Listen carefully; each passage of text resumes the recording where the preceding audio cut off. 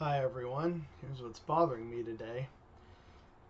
A point that I keep hearing from, concerned parents from corners of America, Canada, and I'm assuming probably in places like Britain. There's this sense of, well, we gotta get the kids back to school or else they're gonna be left behind. But they're falling behind or being left behind compared to what? Our somewhat arbitrary definition of where they're supposed to be. It's not the real winning argument that some people think it is of we need to get kids back to school because it could be a variety of reasons. It's too difficult to teach them at home while the parents are trying to work. Very valid point. I'm not fully equipped to be a teacher at home. Again, valid point.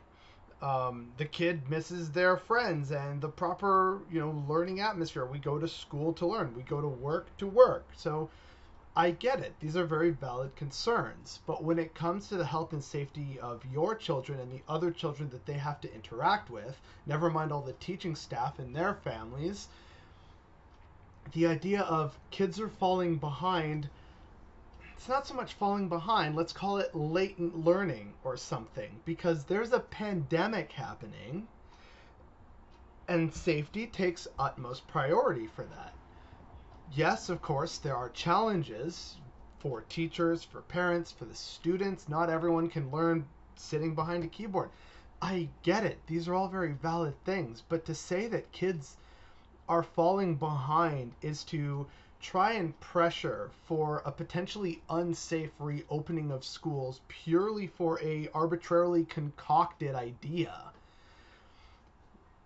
These are pretty much unprecedented times. And it's important that we keep people safe and slowly reopen things back up so that we can get children back to schools so that they can attend their graduation ceremonies, they can finish the last of their courses, they can get back on track with their schooling and their grades and begin relearning how to interact and be a part of a school environment again.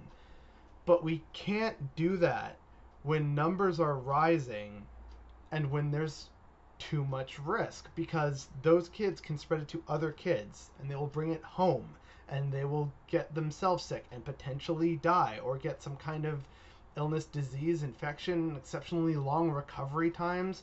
They can infect their parents where the same thing happens to them. Worse, they can infect their grandparents who then, have to maybe be put on a ventilator and possibly die. No one wants that. And also, we have to think about the fact that um, if we go ahead with some of these proposed reopenings, and then if a teacher gets sick or kids get sick, which they probably will at some point, then they have to shut that down and they have to self isolate for 14 days. So that's actually going to cause more of a problem for kids legitimately being left behind.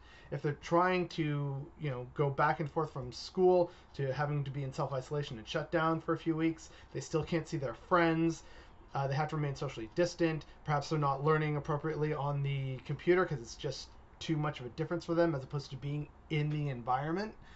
So there's all these different factors at play. And so saying our children are falling behind is not a good enough argument to justify reopening when that could still very much be the case when we reopen. And no one's really talking about this or discussing this as a kind of valid um, frame of reference for what we need to take care of first, which is the health and safety of children and staff, than an arbitrary sense of, well, my kid should be here by this age. Everyone is an individual. Everyone learns in different ways and at different speeds. And we're not taking this into consideration. And that's what's bothering me today.